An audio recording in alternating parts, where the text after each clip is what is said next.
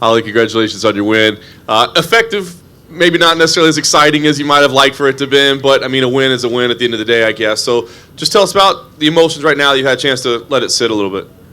Well, I always want to do more, and I always want it to be more exciting, and I want to knock out, and I want, to show performance and all that. So obviously, I always look back and wish I could have done this or that. With that being said, she's also one of those really scrappy fighters, and she can kind of make a fight look messy. She can, get into she'll bang with you, she'll be in the clinch with you, she'll go for takedowns. She has her wrestling background. She has, it's not like all of her wins are like by the same thing. She's kind of all over the place. She's kind of a threat everywhere. So, one of the positive things is that we were able to take, her game away and not let her really get off on that. But yes, I wanted to do more. If I can be controlling the clinch, I better be being, kind of more damaging with it. So we'll just have to keep going to the drawing board. Yes, it feels good to win, but I always want more.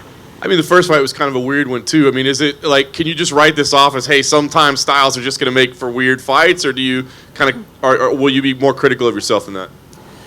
I just feel like I could have done a lot from every situation in this fight. I've learned a lot since our first fight. Our first fight was kind of, a little bit more of just like back and forth. And this fight, I was able to kind of just control the pace of the fight. But I should have done it in any way I wanted to. I felt comfortable enough to do it anywhere, and I should have done better at that. I think at the time of your fight, the beverages were probably flowing pretty well in the crowd, and I think they were ready to see Conor McGregor fight for sure. But there were some boos going on. I mean, can you hear that? And does it affect you, like, as you're fighting? I mean, you've had so many great highlights as well, but when you hear that, do you think about it? I've heard boos. I didn't hear much tonight, but I did hear a couple. But it doesn't usually the people booing aren't the ones that actually do this for jobs, so it really doesn't bother me, I don't understand everything that everybody does in their job, so I'm not going to criticize it. And it really doesn't bother me. It really doesn't. They don't have to boo me. Trust me, at the end of the day, I know that I want to go back and be like, you know what? I could have done this better. I could have done that better. I could have done more. I already know what I want to do, and I don't do this job for anybody. I do it for myself, and I try to make the people around me proud of me, and I want to do things like that. I want to make them proud, and I love that I have fans, and I always want to give them the best show I can, but sometimes I fall short of that, and it just keeps me driven to want to move forward and keep getting better. Last thing for me, you said, listen, you want to get back to the title shot. Do you see a path there? I mean, have you mapped out how the division lies, and can you get it done this year? And are there certain names to get you there? Do you have a journey in mind of how you could get there?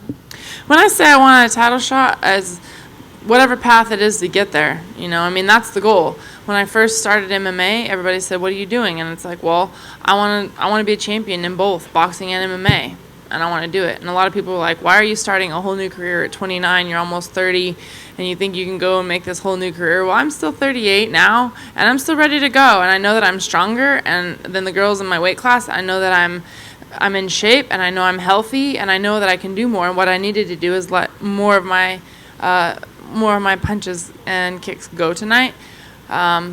With that being said, though, I'm walking away with not taking any damage and still being able to control a fight. So there's some things you can take away that's positive, and some things that I can take away and criticize myself on. And I do both. I like I like constructive criticism. I like to do better and take what things worked and try and do more to capitalize next time.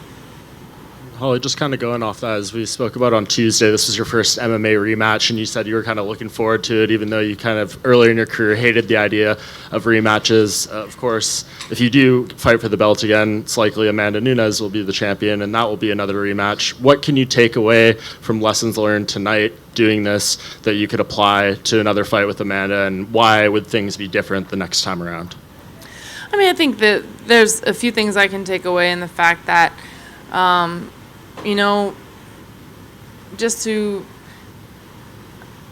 tonight we were able to take away Raquel's game plan. She wasn't really able to get off doing anything that she wanted to do. So there's something to say for that.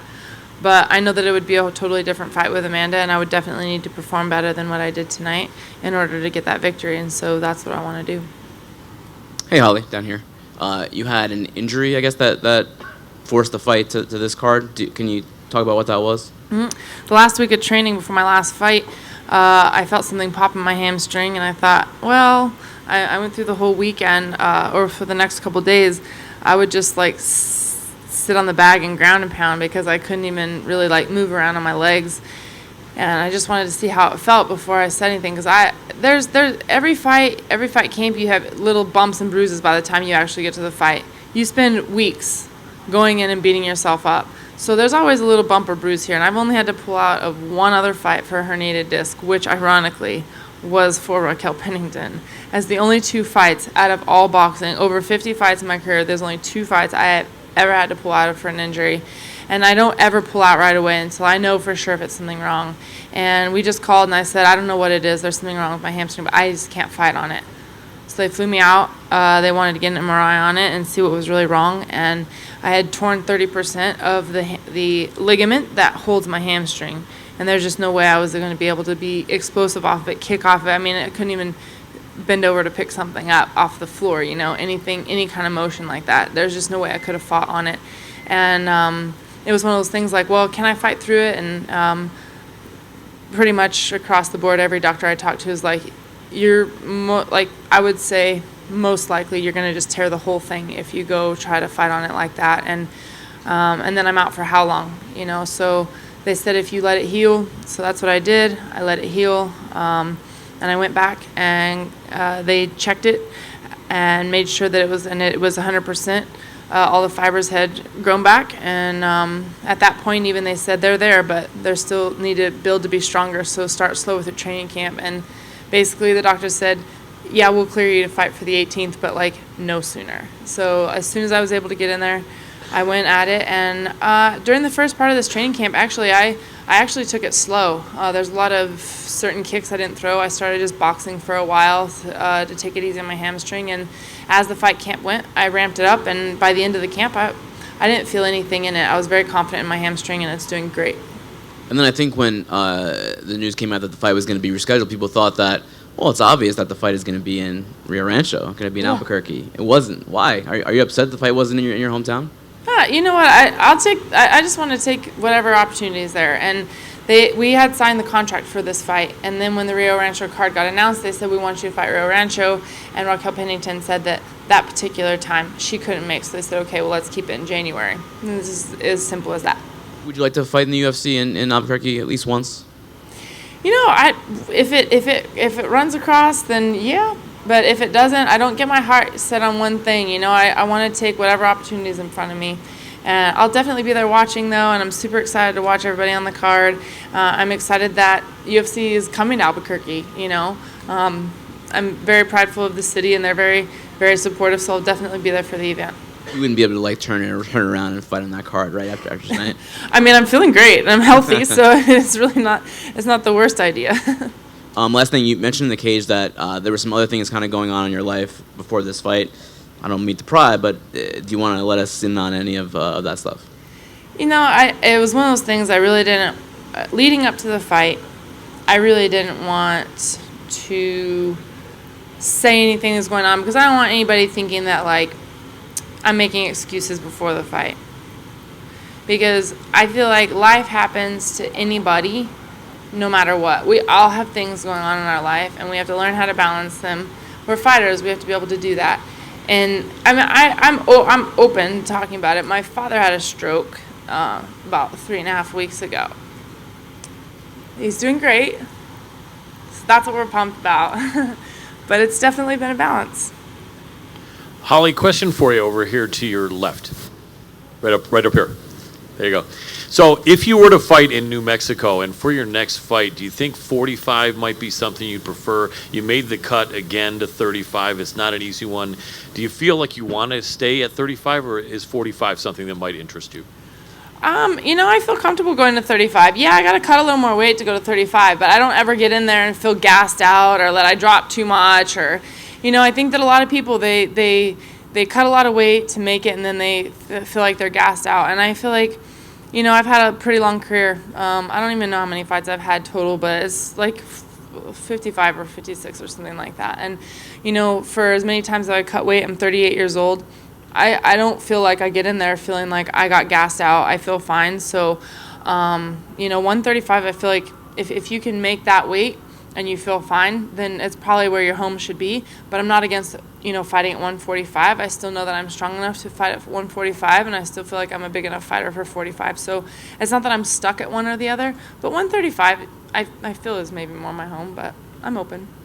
You are the only world boxing champion who's become a UFC champion. There's a lot of talk from boxers about coming and jumping into this game. Claressa Shields is talking about wanting to come in and test Amanda Nunes. Can you give your opinion on how long it'll take a pure boxer, even at the elite level, to jump in here and be able to handle themselves in MMA? I say it takes time. It takes mat time, because even if you learn everything, you can learn every technique there is, but how do you really react when it's live time to do it? And I think that one thing that made it easier for me to transition is that my amateur career was kickboxing. My first boxing fight was my first pro fight.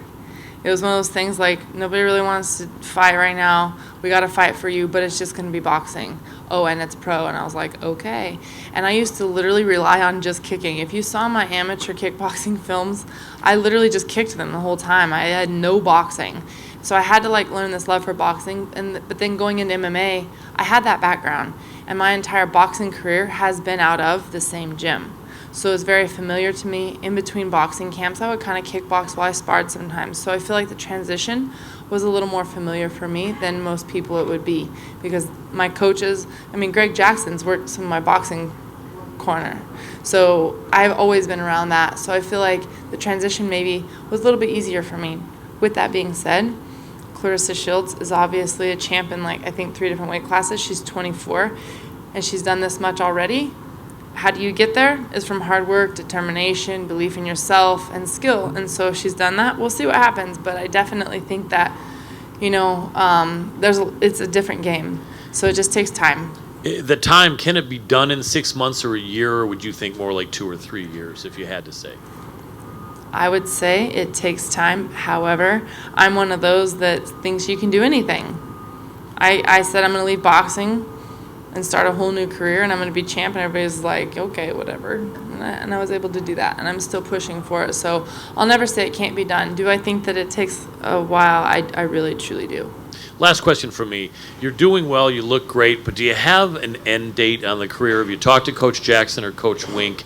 Any thoughts that you got 2 more in you, or 2 more years in you, or anything at all? Yeah, I don't think like that at all. When I was done boxing, I literally was sparring. I had a boxing fight coming up, and I was sparring, and I was like, I don't want to do this anymore.